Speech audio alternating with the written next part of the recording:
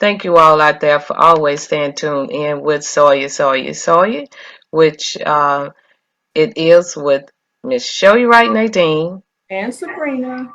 And we have our resident counselor, Mr. Walter H. Howard. And like we always say, we have to pull him out because he's so busy. And we're so glad always to see you whenever you do come on because you, like they say, partake information for the whole world to, like they say, take hand and hold. So we really appreciate you here with us tonight.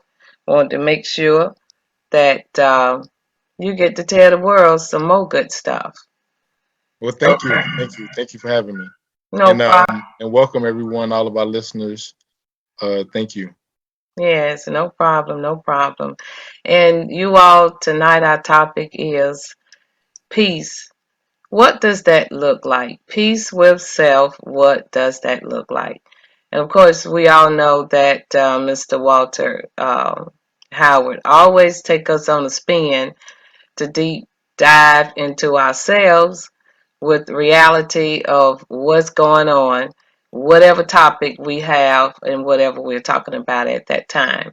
So before we get started, Mr. Howard, just let the world know a little bit about what you do, and we'll go ahead and go to the first question after that. Absolutely. Well, again, thank you for having me. It's a pleasure. My name is Walter Howard, um, also known as Walter H. I am a mental health professional. I've been in the field about 9 years. No.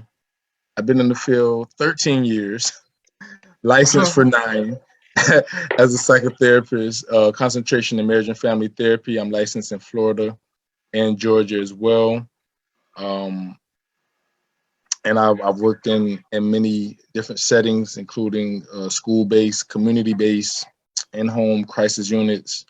Have done work in the jails and everywhere else that there are people who need a professional, who need someone to meet them where they are and to kind of give them a framework for what their life is and what they want it to be, to set some goals, sub goals, a plan, and how to execute it to reach our optimal levels of existence. Okay. See, you already got started. And, it's funny. I thought about that topic. Peace, what is it? What, like Sabrina always indicate, what does anything look like? So, living in a world of harmony and living in a world of, that's coming from me, just living in I'm thinking whenever that word comes up, living in a world of harmony, living in a world of peace, getting along. And to me, we're seeing a lot of that because more people are just speaking out of the blue since this C-19 been around. And it's, of course, we all know it's been a shift, but we do see a lot of people smiling even under the mask. Um, really appreciate you bringing that point out and letting us know. You all psychotherapists, wow, okay. I can't even think of how deep he get into somebody's mind. Okay.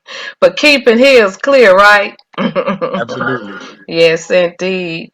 But Miss Sabrina, you have anything that you'd like to ask or comment that you'd like to make to Mr. Howard? No, you hit on it because you literally you stated what I was going to ask. Oh, What is psychotherapy? And we know psycho means psychology, right? The psychic mind. So, what is psychotherapy? Like, what does that look like? Psychotherapy is basically just a general term for treating mental health problems by talking with a psychiatrist or a psychologist or other mental health provider, which could be a marriage and family therapist or a mental health counselor or a clinical social worker, typically. Okay. And family that does not mean when you have to see a therapist, it does not mean that you're crazy. Okay. If I hear this one more time, I think I'm just going to scream. I got to get my vocal cords ready because I know it's coming. You know, now, and I've said this before, seeing have someone tell you, if you see a psychologist, psychiatrist, a mental health professional, you're crazy. But I always say you're crazy if you don't, because you need someone. Your brain is like a computer, right? And when it gets overloaded with a bunch of stuff, it slows down. It doesn't process as fast. It doesn't move as fast. And in the computer world, we do what we call a defrag. So defrag will be it goes through the computer, and all those empty spaces and all that trash in there, it goes in and pulls all of that out so that your computer can run at a faster speed, and it will run normally, because it slows down. And that's what happens to our brain. It just gets overcrowded with a bunch of stuff. And then after a while, if you don't fix it, it will crash. So before the crash comes, you need someone to help you mentally compartmentalize out with trash that you don't need, right? And teach you how to let that stuff go. And then in with the good stuff and the positive stuff. And therein lies our topic tonight about peace. So, what does that look like? So, I always have to give my little ABC 1, 2, 3 cent, right? But, what does, and Miss Ali asked that question as well. What does peace look like? What does a peaceful mind look like? Mr. Walter, I'm sorry. Yes. Oh, no worries. And no, your input is greatly valued. I mean, you're a heavyweight as far as I'm concerned. Peace is something that that everyone wants. It's interesting that we're bringing it up as if it's just something that only exists in the mental health arena. But the mental health arena, as we spoke about and kind of in our pre-show discussion, is really connected to all facets of life. And peace is really a state of mind, really. So it's interesting that we're talking about the psyche and psychotherapy, which again is something that helps you learn about your condition and your moods, feeling, thoughts, and behaviors.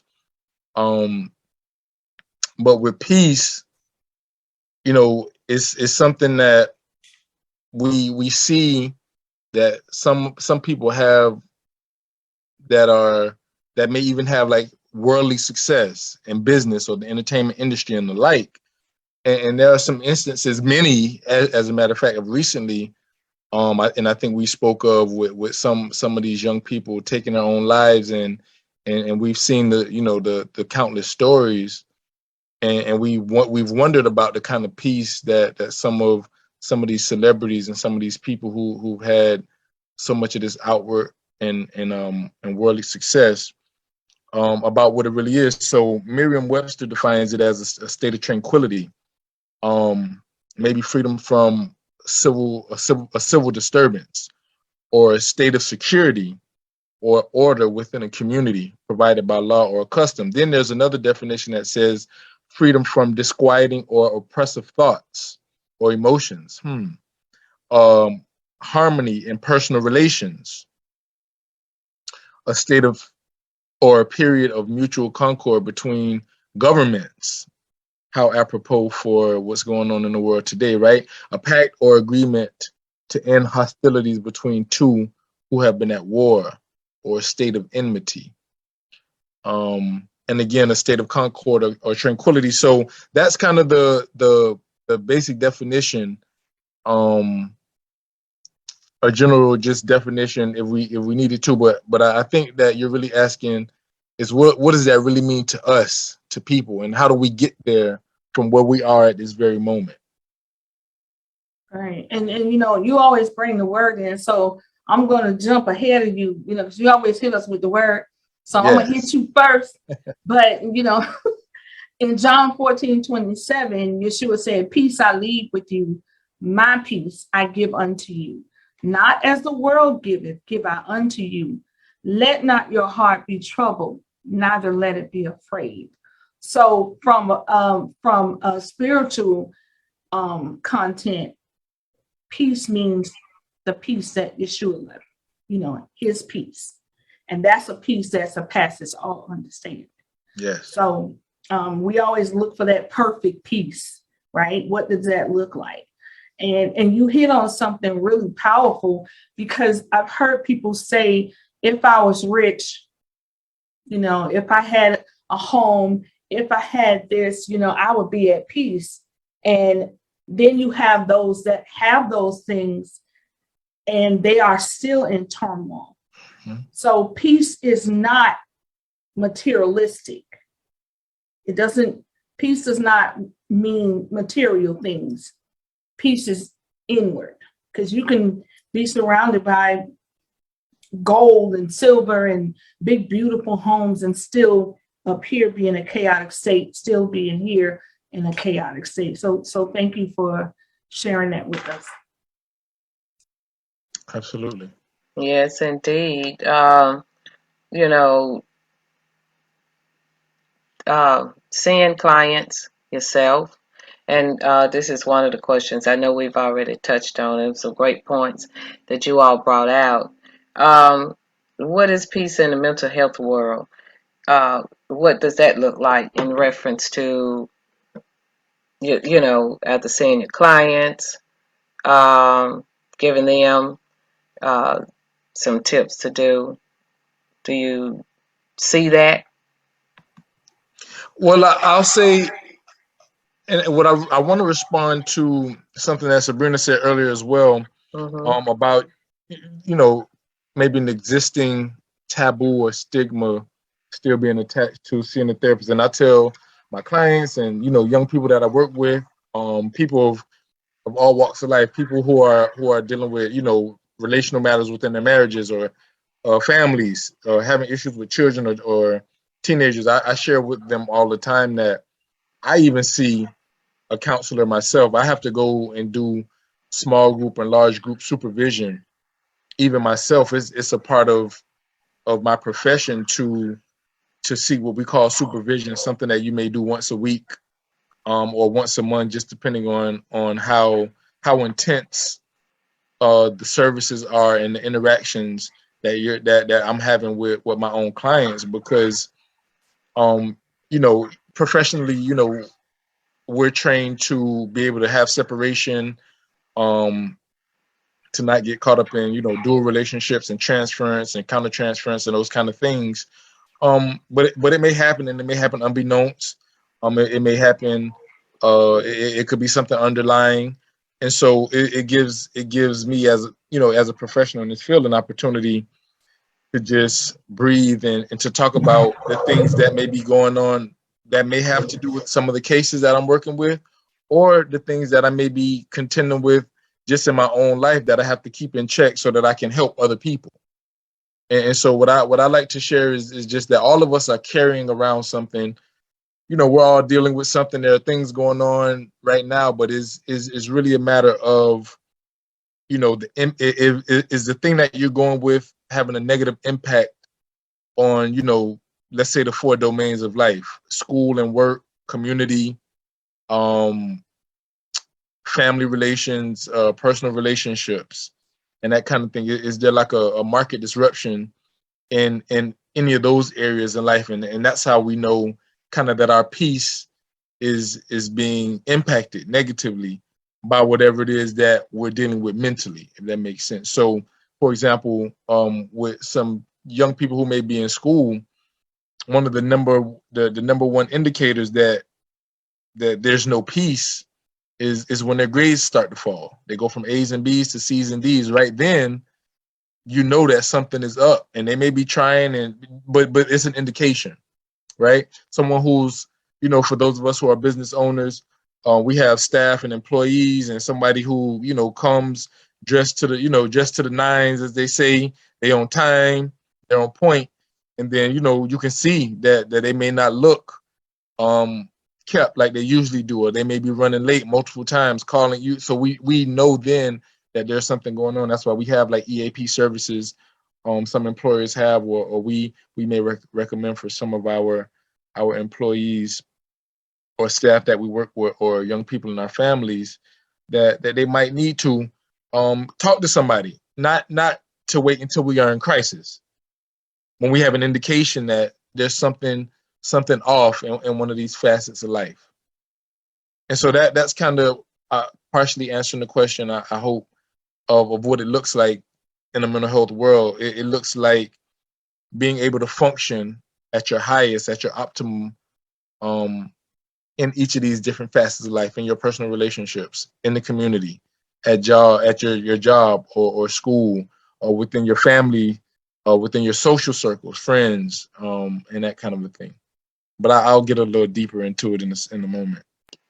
Okay, I love the point that you brought out about, as therapists yourself, need that debriefing and so you can get back centered, within yourself, not just you, but all therapists, all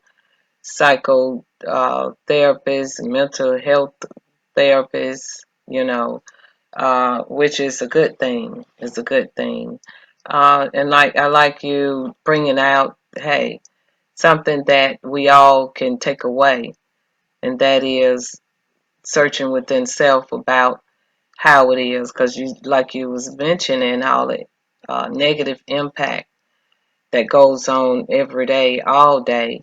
How you gonna maintain your own peace, within yourself, and that to me, is a learned behavior within self, and not necessarily checking out. You stay in the present, but you have to no, I'm not going to gravitate to that. And that to me is something that you have to know, like I always say, what you want, don't want. So really appreciate you bringing that out. I was going to ask, actually, in today's world, do you think people, do you see more people at peace? Which I know a lot of chaos is going on around us. But, in your profession, just, that was one of the questions I thought about asking. Sure. My answer is no. To be frank, is not something that is very common. Mm-hmm. And I'll explain why. Because peace is really a byproduct or a result of us knowing what our purpose is. And so, I'll further say that peace and purpose are positively correlated. So we're really talking about purpose, because even as Sabrina and I discussed, people with, the material things, the cars, the money, the houses, the success, the worldly success, the business, the entertainment success, and whatever their craft is, this thing still seems to elude them. And so in preparing for this presentation and this discussion with our audience this evening, I definitely want to kind of challenge us. Can you hear me okay? Yes. Mm-hmm. Okay. I kind of want to challenge us and just kind of rattle the cage a little bit by frankly saying no. I don't see a lot of people today, many people, who look like they're in a place of peace in many of the different ways that was even explained as I talked about the definitions, and even more so into Sabrina bringing up the type of peace that is peculiar to the faith of those who believe in the Holy Bible, that tranquil state of soul that's, that's assured of its salvation, right? I definitely don't see a lot of that. And I think it has a lot to do with us being devoid of what our purpose is. And so I want to challenge us to maybe the steps of how a person can attain peace. But really, I think what I'm saying is how do we find our purpose? Because I think if I believe strongly that if we have purpose and are really living on purpose, then I think that we find peace along the way. That's put very well, and it's funny how you mentioned about one knowing their own purpose, and for living in life, and that's something that a person, they have it, but they don't think about it, you know, because they're just living. But I know we all come to that point of like they always say, soul search within ourselves in reference to, who am I? And focusing in on self. That's something that I've noticed. Just living through life, that you have to. So appreciate those comments, and you was diving into the next question, and that is leaving steps. How to maintain peace, just knowing from your profession or just from your own examples. But before answering that, I was just going to ask Sabrina that you need to ask Mr. Walter any questions, any comments, or dive in. Yeah, I wanted to go back to I wanted to go back a little bit because you said something that was so profound when you talked about being a mental health profession, getting mental health help, H-E-L-P, for yourself, because you take in so much and you see so much, and you deal with so much and you hear so much, right? But it's also on the person. You don't have to be a mental health profession. You could be a friend that the friend always calls when they're going through. You are that person that they call to get advice and get uplifted from, and you're just blurting out all the stuff and things that you're dealing with. And then now that friend that that has talked you through and brushed you back from the brink of, you dump that all on them. Mm-hmm. And and the thing is, you may not have a license as a counselor, right? But you're still working in that capacity. And every time you turn around, somebody's calling you because they got some type of issues or drama going on, and you are that person that they come to talk them out of their crazy. And if you are that person, I would say to you, you need to go yourself and get someone that you can talk to help get all of that out of you. It's not even yours. It's those that have come to you and they've dumped it on, like a professional. They come to you for that advice. So I would say, and I say that because I'm that person people call when they're going through something. And so there are times that I just like, okay, I gotta back up. I'm taking the weekend off. I'm getting away because I have to have that release. I have to be able to let all that stuff go. And another thing you talked about when, and thank you, Miss Ali, for bringing that up, having that help for the mental, those that are helping the mental, right? But another thing that you brought up, and I thought it was so important, is that we understand the society and what we're dealing with and what we're going through. And I always like to quote Maya Angelou. She's my absolute favorite.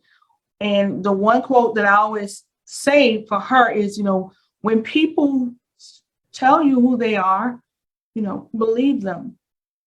And I want to add to that, you yourself need to know who you are. We got to stop lying to ourselves and walking around saying that we're all right when we're not. And after a while, that all right becomes I'm not all right. And then you're in self-destruct mode because you're lying to yourself. We have to be true to ourselves. And I believe, and this is just my hypothesis, I'm not speaking about anyone else. I truly believe that the reason why we have so many hurting and unhealthy people is because we're lying to ourselves. We won't be truthful and say, hey, I'm having a crisis. I'm having a moment. You always want to look like you got it together. You always want to be on your grind. You always want to make yourself, this big, busy person, and you got it all together. And then on the inside, when you go home at night, your house is a total wreck and you just cracking up. So stop lying to people and stop lying to yourself and get help. I just want to sum it up like that. And if I'm brutal with it, I apologize. But I just want to say something to make you think. Stop lying to yourself and say, hey, you know what? I need help. There's something going on the inside of me that's not me. I'm acting out of character. Let me find someone to help me get myself back together. And that's all I wanted to say. No, that's definitely definitely needed. These are some very interesting times that are gonna call for us to just for some of us to talk sober and for some of us to listen sober. And to be able to receive the things that we need. As a matter of fact, while I was thinking about some of the steps and thinking about what you and Nadine said, it made me think about getting even more specific into as we move into the mindset of being truthful and honest with ourselves, for us to answer some questions really that Nadine started, which was, and I want I want our listeners to pay very close attention. But the first question was that Nadine posed was, who are you? And that question in itself is a deep one. Not necessarily your name or your profession, as some people like to, or your ethnicity even, right? But on a deeper, even deeper than your culture and your heritage and your lineage. Who are you? And we're talking about, on the inside. And it's funny. I actually have had these conversations with some of the people, excuse me, in the mental health profession. Psychologists call it like self-actualization. There's some other terms for it and those kind of things. And then I also want to share about an instance, Sabrina, where that actually got me into this field some time ago. Feels like a lifetime ago. I was a classroom teacher in the school system, and in between classes, and I'm with some middle school kids or something, but in between classes, the kids some of them were like not leaving. They were staying around, and they just started talking to me about all kind of stuff that was going on in their lives and in their homes and that kind of a thing. And so, this is months and months and months, and I'm like, I was thinking I need to get paid for this because I'm trying to teach you math, but I'm like your counselor. And so I was like, man, I need to go become a guidance counselor or something. A long story short, I did seek out this profession in a program at Nova Southeastern University, and the rest is history. But my purpose was screaming. It wouldn't let me get away. It was the thing. It started with the gift. It was this thing that people would come to me with. hint, hint, Sabrina. It was this thing that, and not just children. I mean adults too. In my family, in my social circles. It was something that was running me down, and so that's just kind of a key. Is just, as a matter of fact, as I get on to one of the next questions is what can you do? Is the second question. And that's this thing that no one else can do it in the way that you can do it. There may be others, but no one quite has a spin on it like you. And this is the thing that people seek you out for, that they wake you up in the middle of the night. They call you and they run you down to say, hey, could you come decorate? I'm having a party. Well, maybe you have this gift of decorating. Some of us have never been to cosmetology school, but can really hook up some hair, kind of a thing. I mean, the gifts are just they're there. They're bursting at the seams. The answer to the question, what can you do?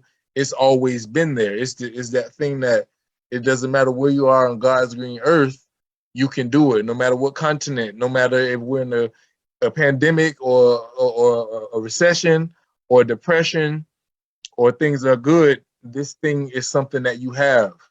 Of course, it has to be sharpened and honed, but you still have a natural talent. All of us have gifts. Some of us were given 1, some 2, and some 5 talents, right? That's right. That's right. And just as a reminder to everyone, you are on the S.O.I show with our guest, our resident counselor, Walter H. Howard. And our topic tonight is peace within self. What does it look like? Stop and pause and think for yourself. Are you at peace right now with self? Or someone else is in your life making a turmoil within your life? And, you know, talking about that, you have to choose whether you gravitate to the turmoil or, like they always say, mind over matter. I always be thinking about crazy stuff.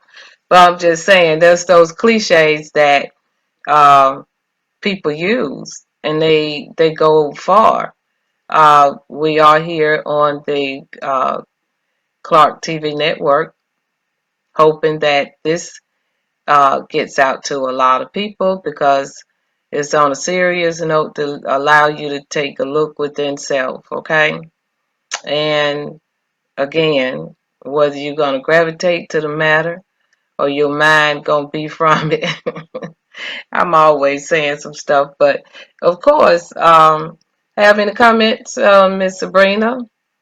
Yeah, Walter said something in the beginning when he talked about peace. Mm-hmm. Peace is your purpose, Mm-hmm. right? What your purpose for. And I wanna attest to that. I wanna say yes, because after we knew, of course, what our purpose was, and we were at the well, women doing well, learning our purpose and teaching women what your purpose is, right?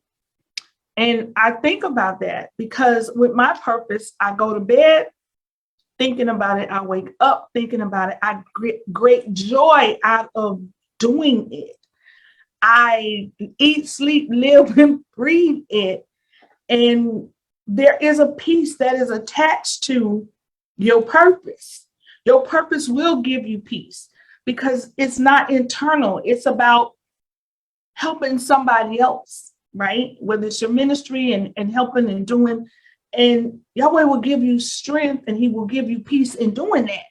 So when you said that, Mr. Walter, as we're talking, it made me go back to that because I'm sitting up here going, man, I'm doing a lot, but it's not to the point that it's making me crazy. You know what I mean? It's not overwhelming. Mm-hmm. And I'm going to tell you, Miss Nadine and I do a lot, right? But it's there's a peace in it Mm-hmm. because we're walking in our purpose. And you hit the nail on the head when you said that. And it's finding out your purpose. And your purpose is not self-serving, it's being a servant. Yes, it is. So I just wanted to say that. All right. Of course, the next question that I want to challenge all of us, and just to give us some food for thought, but also to challenge us. And again, Sabrina, you are doing a great job of just allowing yourself to be challenged by the thought, so that you can search and find the answers to it. And Nadine, the same thing. But the next question would be, where are you from? Which again, a lot of us are gonna go back to our birth certificates and where we grew up and where we were raised. But it's what I'm asking is a little bit deeper than that, and I'm talking about, maybe where you originated, where you really came from. Maybe even before you got into this physical human body that you're in. Hint, that's a little hint. And that question is also tied to the first and second, because a lot of all of these questions are interconnected. They will take us back to the same source. And so the next question will be, why are you here? Why are you on earth? Why are we all here at this very moment, at this very time in 2022? Why are we here? What are we supposed to be doing right now while the world is in transition? And as we're coming out of an age and maybe entering into another age with all of the different changes, why we were selected, chosen, even called to be here at this very moment, even having this show tonight. And Sabrina, how you and I met was fate. It was destiny on the road, and look what we've continued to build. And so, why are we here? Like you and I were in the place where we were for completely different reasons, but this is what came of it. So, the next question will be, where are you going? Has to do with destiny, and our path. And the final question that I want to challenge us to all consider and to think about is how we're going to get there. How are you going to get there? Great 4 questions to bring out to everybody. That sounded like a homework assignment, didn't it, Sally? Yes. It's a deep thought and to write down, okay, where you came from, why are you here, where are you going? Here, let me give them to you. Let me give them to you again.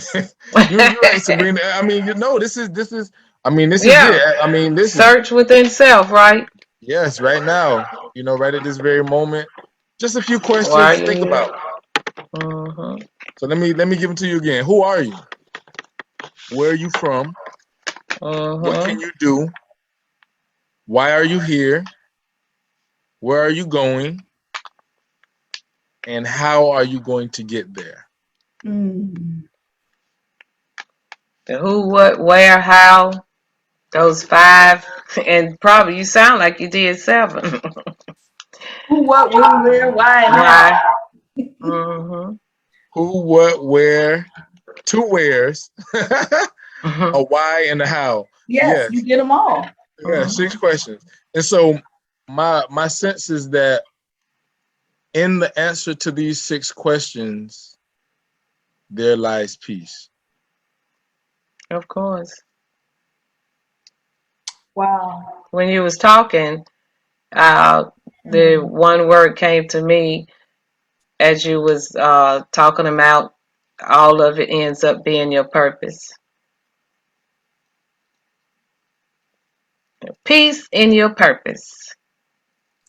So, and there is peace in your purpose. As long as you're walking in your purpose. Like I said earlier, there is peace. And I can't stress that enough.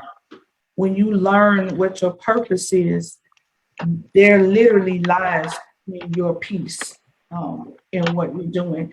And a testament to that, because I've heard so many people say that, those that are in their peace, in what they're doing in their ministry and help. And it's always around self-serving and helping.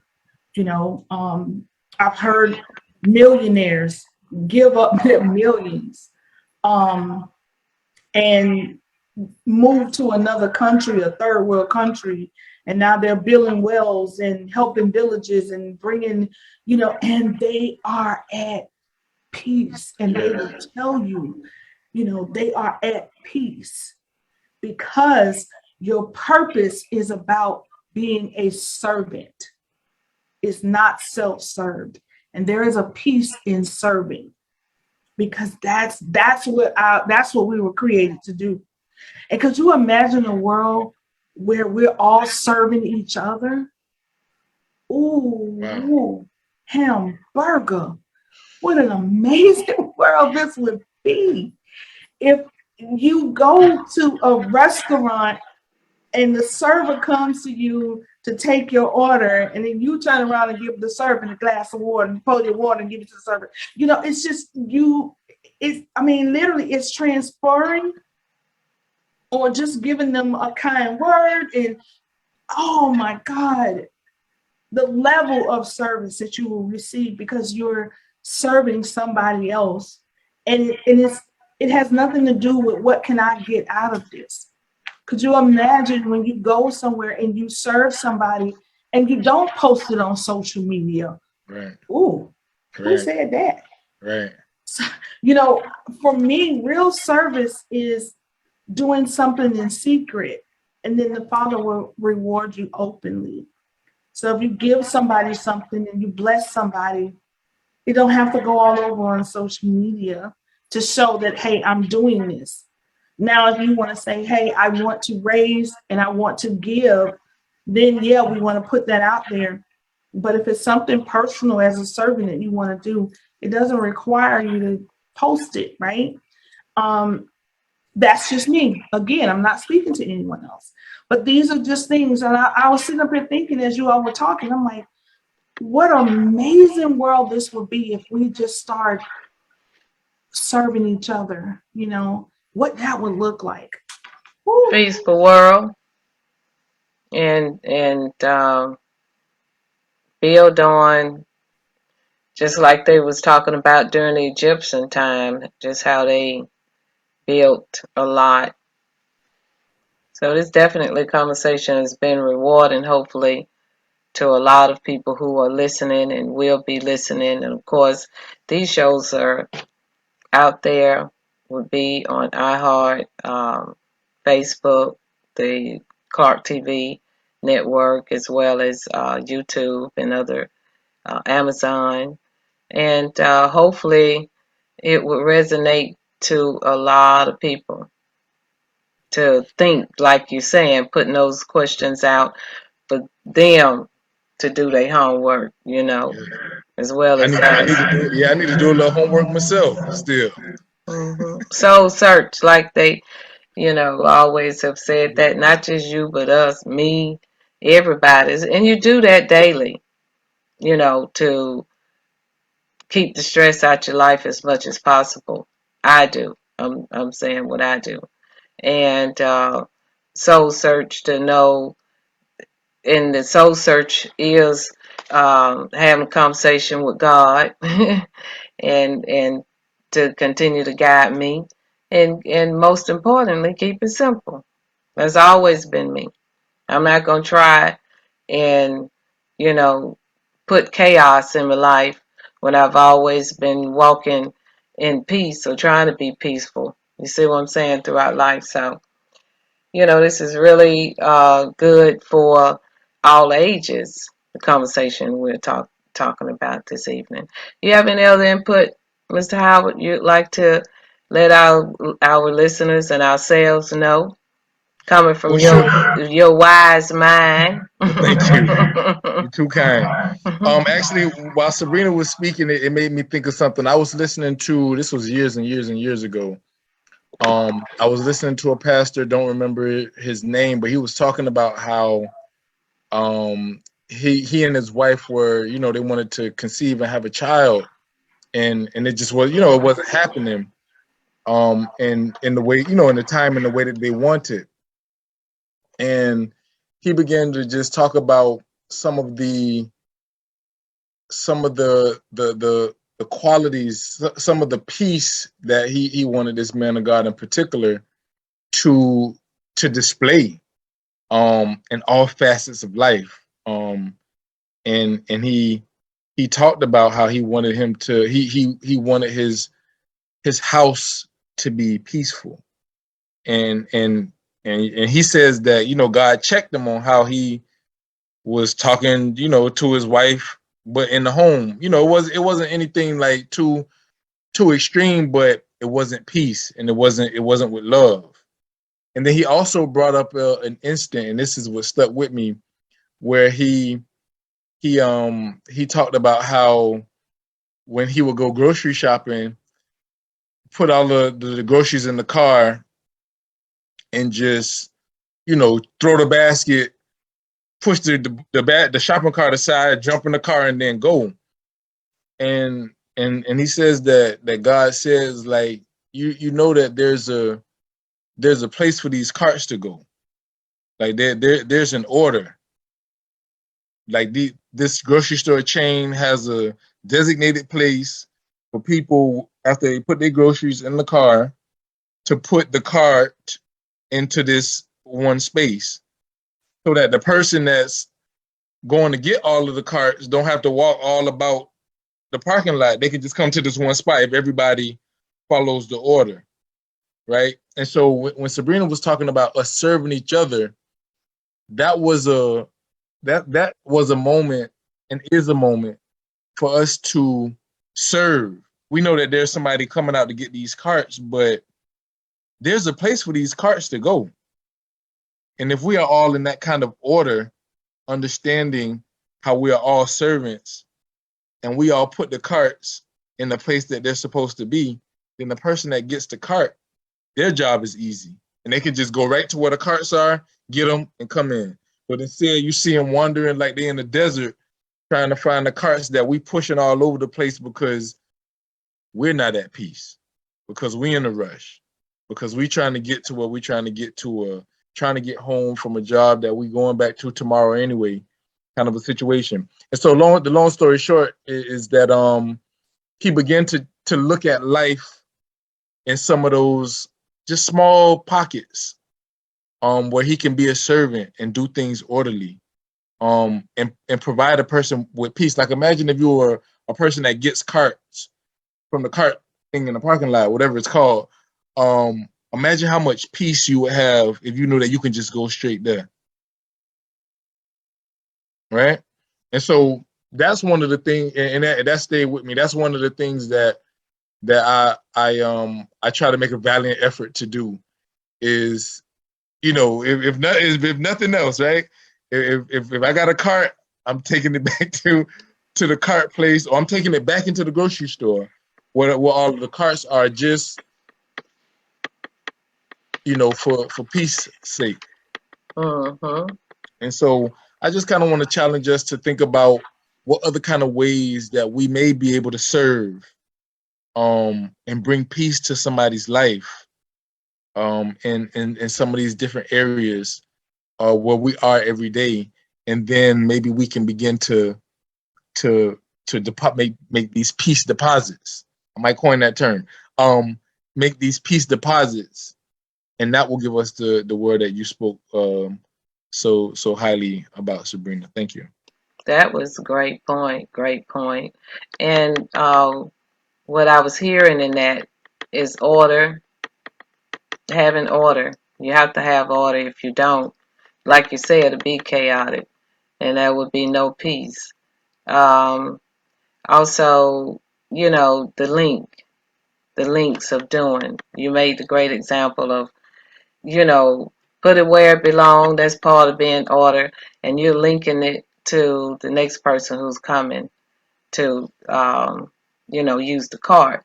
And it's so funny. I just thought about the store Aldi's have where you have to make a deposit of a quarter in order to get a buggy. That's like a link to okay, and that's order. So, within everything, it has to be order, and in order for it to be peace. So, really appreciate you bringing that out. Sabrina, is anything you'd like to state, and then we'll come back to our guest, Mr. Walter H. Howard, No, and you it'll be always say time the to same thing. I want to close. say you Uh, always. We're so in sync. You always say that because I was like, I was gonna say, there's some stores that require you to put in a quarter, and the only way you can get your money back is you have to take it to take it to the space that is required, and then push the buggy in, linking it to another buggy, and once it links and pops in, the quarter will pop back up. Well, now all the buggies are linked, so the only thing that the store clerk has to do is come out, and all the buggies are all together, and all they got to do is just push it in the store. And you said that right, because and I've heard them say, "Man, it's cold out there, and I gotta go get these buggies. Man, it's raining out there, and I gotta go in the rain and get these buggies." Right. You never know, and you're right. And you, Miss Ali, you always do that to me. Oh, Yeah, that's important. Just uh-oh. like you said, if we put it back, it'll make it easier for them. And they do it so they can keep their buggies because they say buggies are so expensive. But if we want to look at it another way, it's making it easy for the clerk that has to collect them. So, yeah, Oh, that's yes. powerful. Yes, indeed. So, hey, it's been a powerful show. Mr. Walter, what you want to leave our guests with? Again, I definitely want to encourage all of our listeners and just to thank everyone for lending an ear, to trusting us, even to considering being, vulnerable and open, taking these challenges, taking an inventory of your life, being honest with yourself about really about who you are, who you're not. Some of the changes that need to be made. I want everyone to definitely be diligent in accepting the challenges. This food for thought. I mean, really dine in um on this. What's being presented by S.O.Y.I and the Clarke TV Network is invaluable. I'm just glad to be a part of it. And so I definitely want to just again encourage our listeners, everyone, those of us on this panel this evening, to consider order and to consider some of our steps and how some of the things that we can do can bring order, which in turn can bring peace. And so is really that peace is of course tied to our purpose and found in those deep parts of searching out our purpose. But more importantly, peace is just one decision away. Thank you. Amen, amen to that. One step away, you all. Sabrina, have any last words? You know it, Miss Ali. Always remember, when you know your value, no one can ever diminish your worth. And you all, thank you for tuning in tonight. Of course, our topic was peace within self. What does that look like? You got a whole ear, mouth, stomach full. You got fed tonight. Different perspectives. But guess what? You have your challenge questions as well to go and think about. Sit down, like they say. Like they say, sit down and think about and take that deep dive survey within self. With that, we look forward to you always tuning in to S.O.I. We will air this coming Monday and on the 2nd of May. And anytime, if you like to hear a topic on our show, you can call us at 404-735-8607. If no one answers, please leave a message. We have our Speak Out Your Issues Facebook and website that you can always visit. With that, you all have a great evening and a good night. Like they say, peace. Stay peaceful. Peace within. Thank you.